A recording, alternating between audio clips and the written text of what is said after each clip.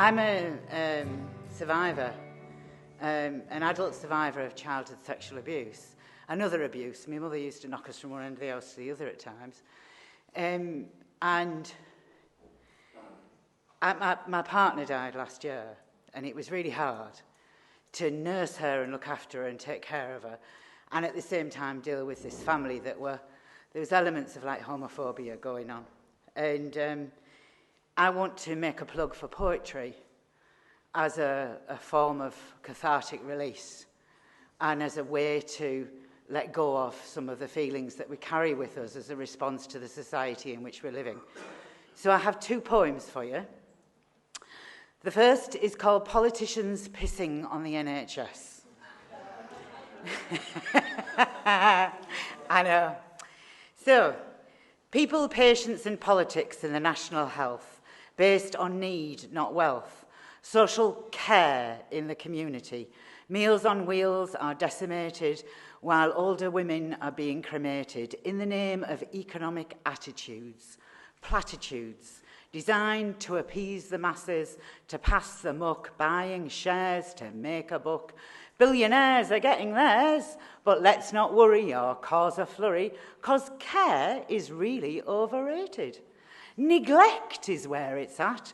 It's so right on, false hope is pat, while they get fat on fornication, fucking up the entire nation.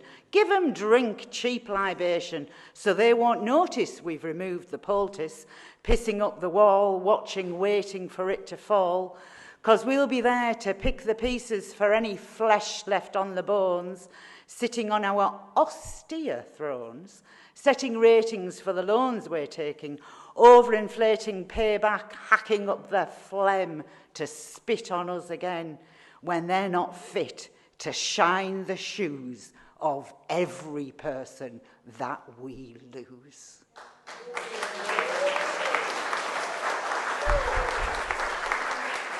Yeah. So my next poem is a sort of, it's based on my experience. I have 7 daughters. I was a bit prolific. And 2 of my daughters are young women from the Democratic Republic of Congo. Sometimes, you have the kids that you're meant to have, and then God has other plans, and you end up with, So this is about our experience as a family, and then it broadens out a bit.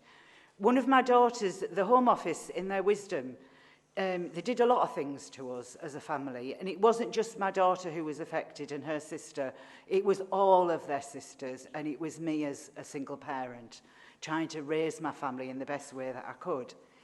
And they did some horrible, and I mean horrible things to us. Watching my daughter being manhandled and put into the back of a meat wagon while they took her to a cell in a police station when she was 18 years of age.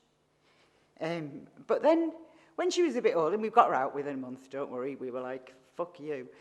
So, but then when she was older, they decided to change her date of birth. So they made her 4 years older than she was, just so they didn't have to give her indefinite leave to remain. You're nodding, it's true, isn't it? It's what they do.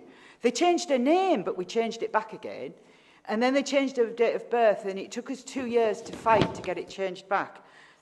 So this is my poem for that. It's called My Heart Lies Bleeding, and it's going to last longer than 30 seconds. Yeah. My heart lies bleeding, not from a love lost or forgotten, but from a childhood torn apart by corporate power and a weakling shower, masquerading as a government that give a fuck when they clearly didn't and don't. They'd cut your throat given half a chance and discard you like the lost doll they imagine you to be. My heart lies bleeding for the many and the few, the others who didn't know what to do, to say, to make the badness go away. The government will make them pay and pay and pay and pay. Okay? A 10-year route to resettlement means a lifetime lent to pain perceived as punishment for the sin of innocence omitted, trodden down to drown in the dirt of their twisted minds and bitter-tasting justice. My heart lies bleeding for all the pricks that make me sick.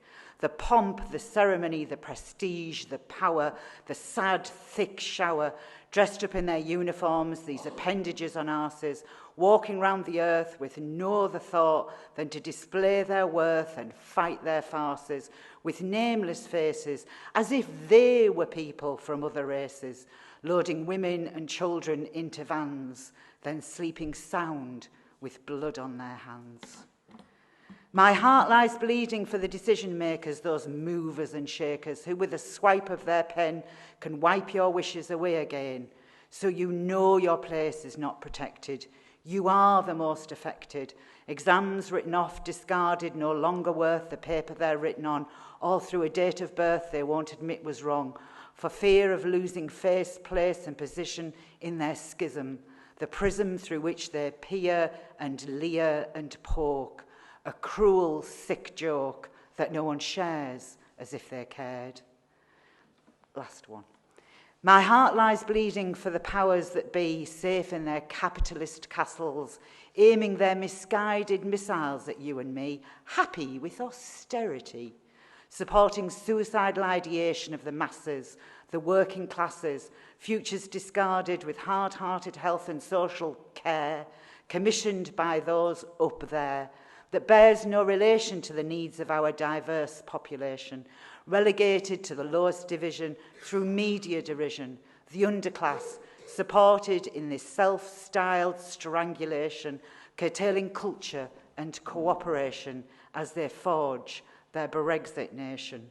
My heart lies bleeding.